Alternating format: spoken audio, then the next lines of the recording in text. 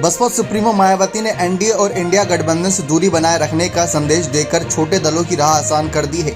मध्य प्रदेश विधानसभा चुनाव में तमाम ना नुकुर के बाद उन्होंने शनिवार को गोंडवाना पार्टी से चुनावी गठबंधन कर लिया है। आगामी लोकसभा चुनाव में छोटे दलों के साथ यदि बसपा गठबंधन होता है तो हैरत की बात नहीं होगी। जानकारों के मुताबिक बसपा आगामी लोकसभा चुनाव के दृष्टिगत खुद को सपा से ज्यादा मजबूत मान रही है। संसद में उसके सदस्यों की अगर देखा जाए संख्या भी ज्यादा है सपा से।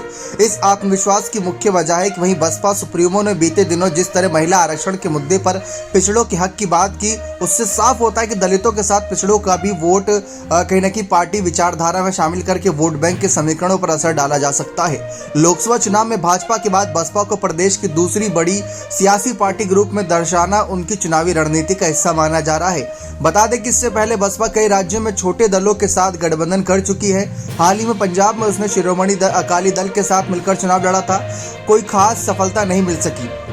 पार्टी सूत्रों की माने तो इंडिया गठबंधन से दूरी की वजह समाजवादी पार्टी है। बसपा गठबंधन में खुद को सपा से कमतर आंकने को तैयार नहीं है।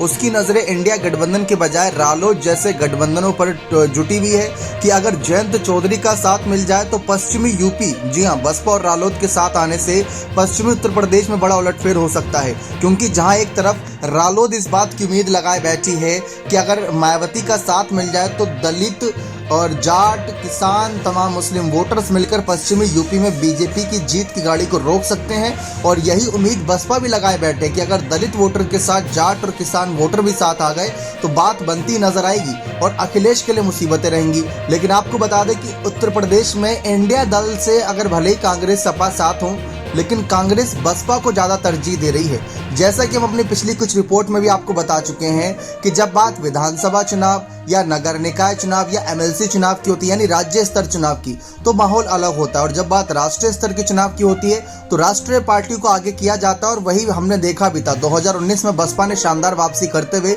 10 सीट जीती थी, जो बसपा 2014 में 0 सीट पर थी। तो ये बहुत बड़ी बात थी कि मोदी लहर में अगर सबसे ज्यादा किसी को फायदा हुआ था तो वो थी बहुजन समाज पार्टी। इसके अलावा सभी पार्टियां अपनी सीट गंवाती नजर आई थी।